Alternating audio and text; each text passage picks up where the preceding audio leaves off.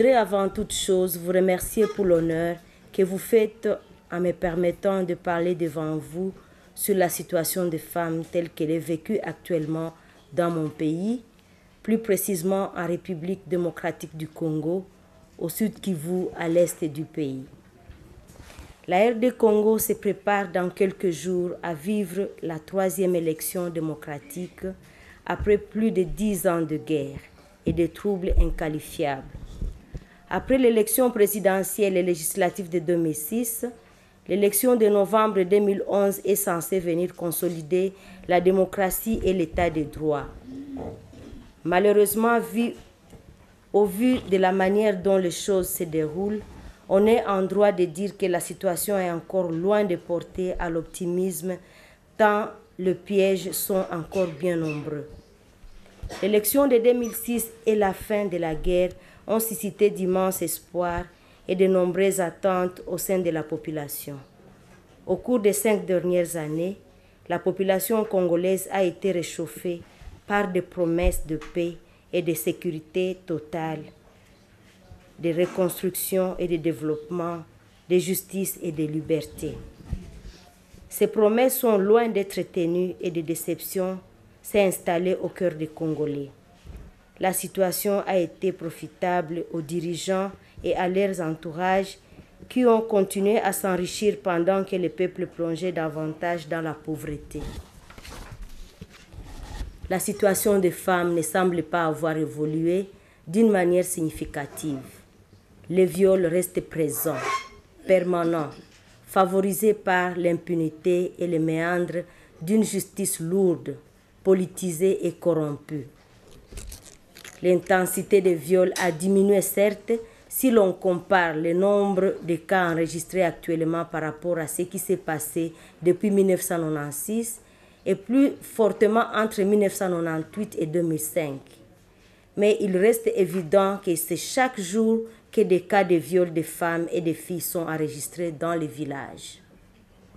Au Kivu, il existe encore des zones d'insécurité permanente, des territoires où les milices et les soldats font la loi et y commettent des viols en permanence. À Kanyola, à Ninja, à Mulamba, à Bunyakiri, à Fizi, etc., des dizaines de femmes et de filles sont violées chaque semaine. Certaines sont connues et se présentent aux formations médicales, tandis que nombreuses autres victimes n'osent toujours pas se faire connaître, ni avoir l'occasion d'être soignées. Au cours des 3 dernières années, les chiffres de femmes et filles violées dépassent les 3000 cas seulement au sud Kivu.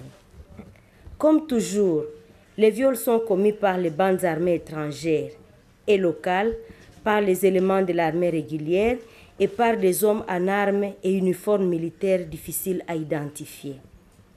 Au cours des dernières années, des services ont été créés au niveau étatique et non étatique pour faire face à ces fléaux.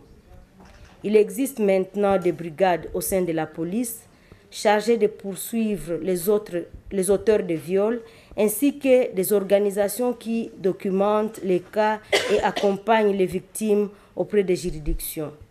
Malheureusement, ces services opèrent au niveau des villes, alors que la plupart des viols continuent à se commettre dans les villages, dans les zones dites d'opération militaire. Au cours des législatives qui s'achèvent, une loi a été votée et promulguée, élevant les viols au rang de crimes contre l'humanité.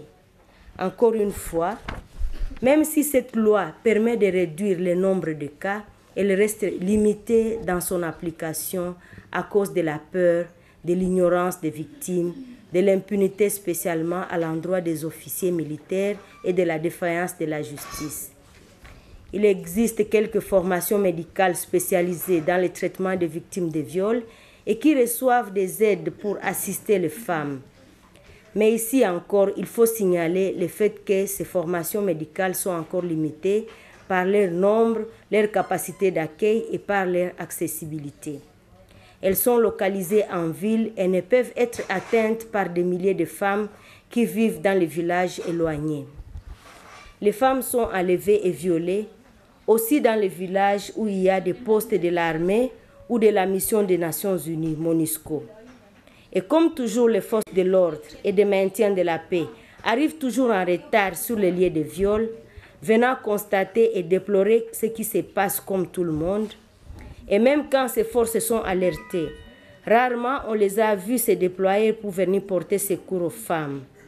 Leurs éléments viennent quand tout est fini et se mettent alors à prendre des photos et à poser des questions. L'on ne comprend pas alors pourquoi ces gens des Nations Unies n'ont jamais été dans le cœur des populations, tant on se demande toujours à quoi ils servent réellement. Comment ils peuvent laisser cette appellation observateur et devenir intervenant immédiat.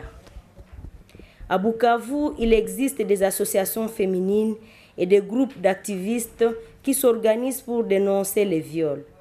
Ces associations mobilisent l'opinion à l'occasion de grandes manifestations comme la Journée internationale de la femme, le 8 mars, ou à l'occasion des visites des autorités.